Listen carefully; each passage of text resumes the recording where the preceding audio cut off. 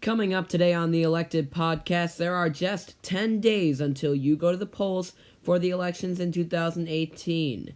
We break down all the latest polling data and update you on some major stories that have broke across the country. All that and much more on the way for episode 9 of the Elected Podcast, 10 Days.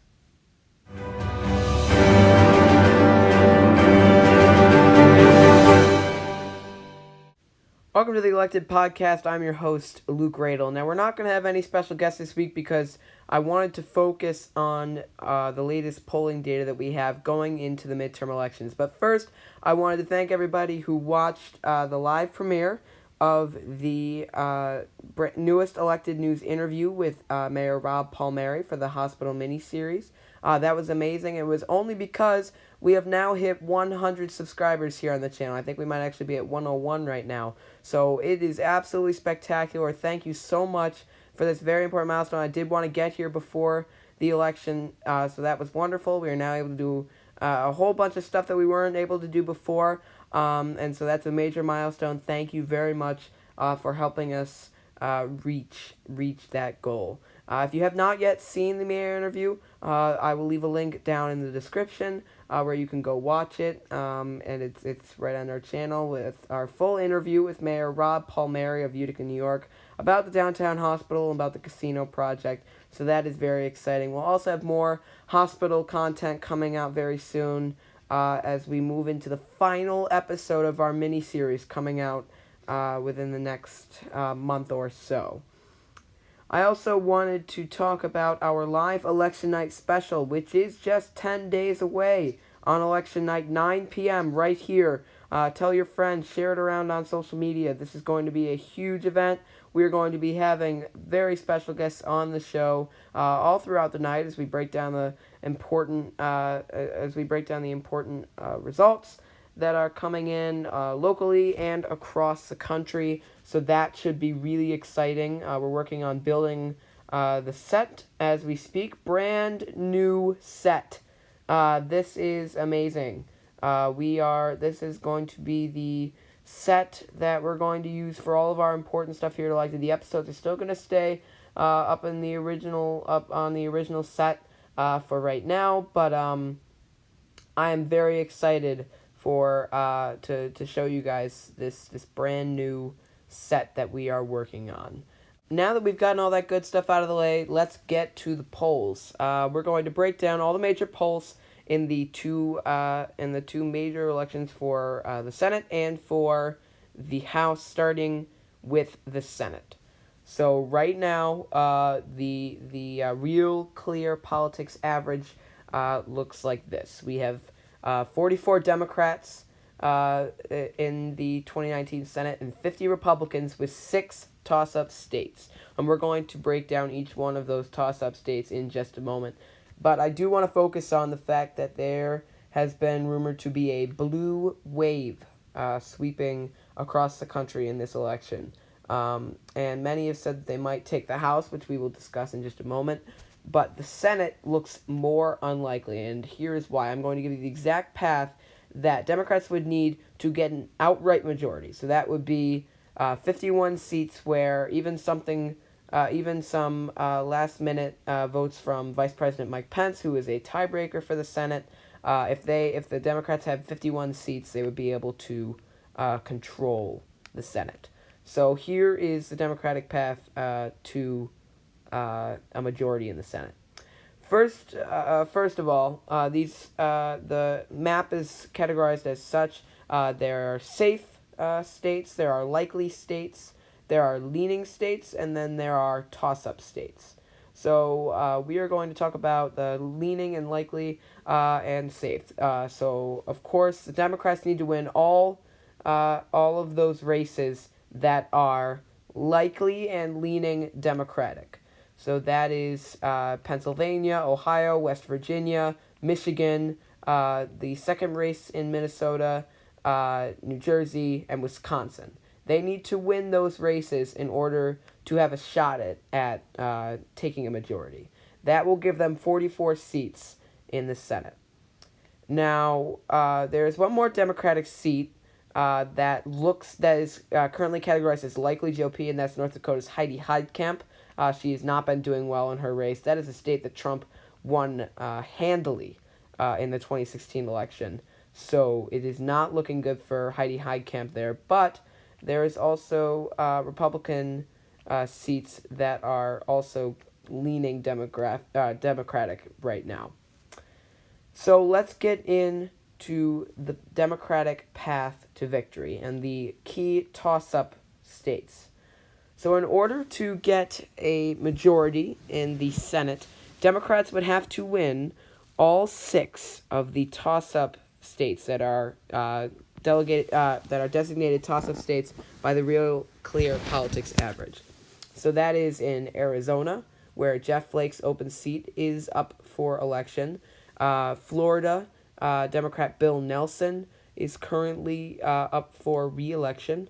In Indiana, Senator Joe Donnelly, who is a Democrat, is in a tight race. Missouri's Claire McCaskill, and there is Nevada's Dean Heller, who is a Republican, who is in a very tight race at the moment. They would need to win that seat, and his opponent is Jackie Rosen. Democrat Jackie Rosen would need to win in order to secure a majority. And then Democrat John Tester from the state of Montana would also need to win his seat. So the Democrats need to win those 6 toss-up states. However, that would leave you with a 50-50 map. If the Republicans win all of their states, Democrats win all of their states, and Democrats win all of the toss-ups. That would leave you with a 50-50 map. So the way that Democrats need to get to a majority, where the vote of Vice President Mike Pence would not be required, would be to win one of these states that is currently leaning or likely GOP. Now, there are only 4 of these states that are listed. There's Tennessee, which is an open seat. There's Texas, which is Senator Ted Cruz. And then in North Dakota, Heidi Heitkamp, the Democrat there, who is struggling. And then Cindy Hyde-Smith, a Republican in Mississippi. Now, that is an open seat. Now, I'm going to start off by saying that it is very unlikely that states that are currently categorized as likely GOP will flip for the Democrats. However, it could happen, but it is not likely. That's why it is likely going to the GOP. So the first state we're going to talk about that could possibly flip for the Democrats is Tennessee.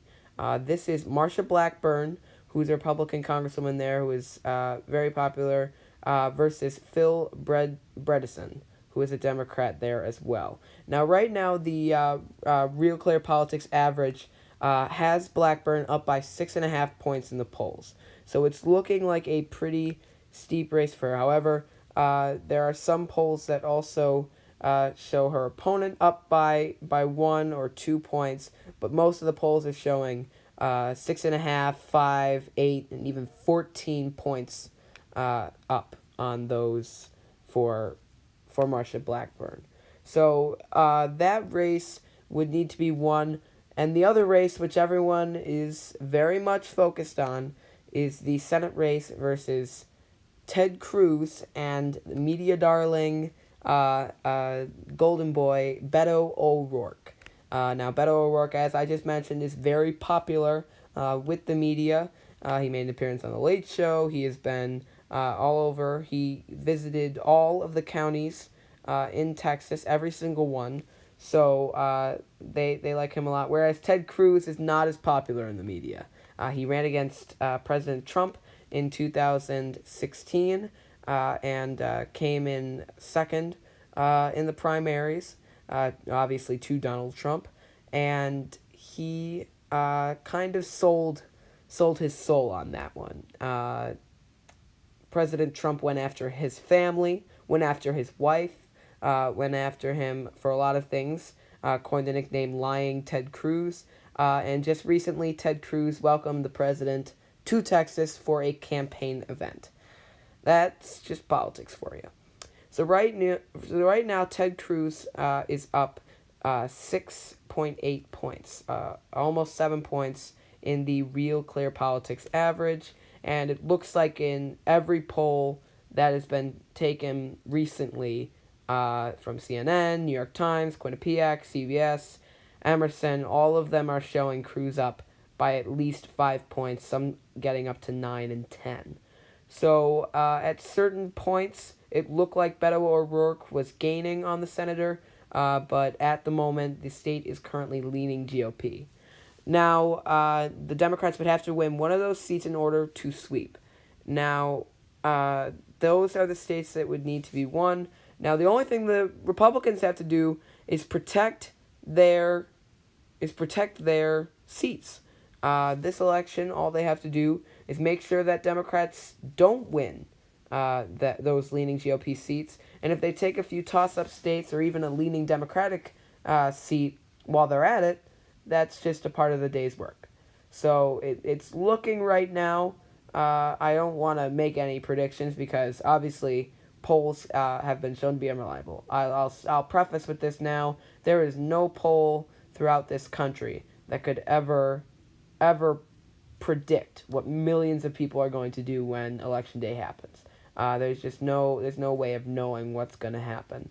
But at the moment, it looks like the Republicans will maintain their majority in the Senate, but that may not be the same for the House. Now we're going to move in right now to the House races that are being watched very closely by both parties.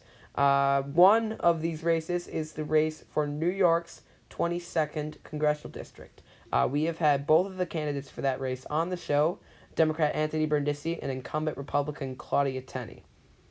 Now here's what we've been seeing right now. That is a Real Clear Politics ranking as a toss-up.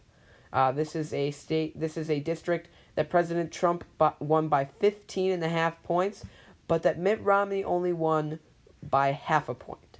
But we have been given polls from Siena, 2 polls. Both have Brindisi up by a very slight margin, within the margin of error. So he is up, the Real Clear Politics average has him up 1.5 points in that race, according to Siena polling. And so that race could go either way, and we are going to be covering it live, as I mentioned, on our live election night special. So that is going to be a very important race to watch, like many of the other races. Now I want to point something out too as well. It looks like a lot of the seats, every single seat is up for re-election, but a lot of the seats within the toss-up are Republican seats. These are seats that are being held by Republicans and may end up flipping in these next elections. So that's going to be something that is very important to watch as we climb in. Now, the Real Clear Politics says that Democrats has shown that Democrats will take a majority in the House. Now, this is not, these are just polling data, but right now we have 205 Democratic seats in the House, 31 toss-up seats, and 199 Republican seats. So anything can happen within those 31 31 toss-up seats. So that is all up for interpretation. However, the current makeup of the House of Representatives is as follows. There are 238 Republicans and 197 Democrats, which means to reclaim the House, Democrats need to flip 24 GOP seats.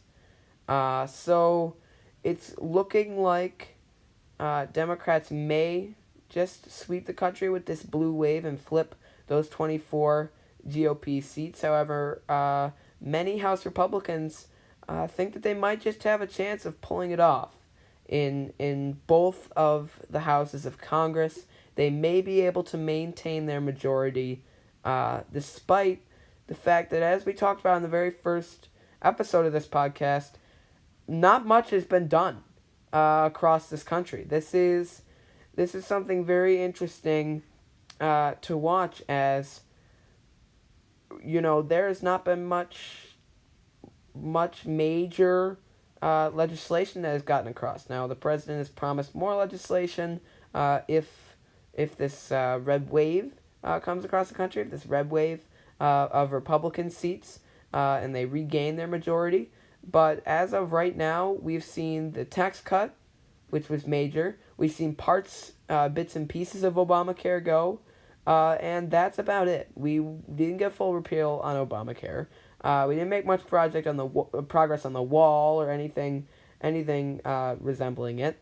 There was a lot of backlash over the process of confirming Brett Kavanaugh, but now we have many Republicans who are sitting on the Supreme Court, a majority of Republican-leaning and Republican-appointed justices sitting on the Supreme Court. So maybe Republicans are happy with what's going on right now.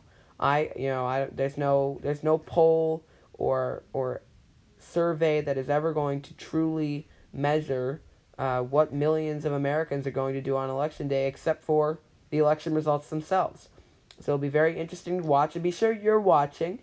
Be sure to subscribe if you aren't already, and if you are subscribed, or even if you're not, hit that notification bell so you can get notified when we do go live and when we release new videos. We don't release it off, so it's not, going off constantly like some other YouTube channels. And so be sure to hit that bell and subscribe. Be sure to tune in live on election night, 9 p.m. Tune in. It's going to be a really great show. I'm very much looking forward to it. We're going to have plenty of special guests. It's going to be all stuff like this where we break down the results as they come in. I hope you enjoy this poll update on what's been going on across the country. Be sure to get out there and vote. If you're able to vote, you definitely should. There is a lot of important issues that are being put up for debate in these elections. And a lot of stuff that the president wants to do, a lot of stuff that many Democrats want to do.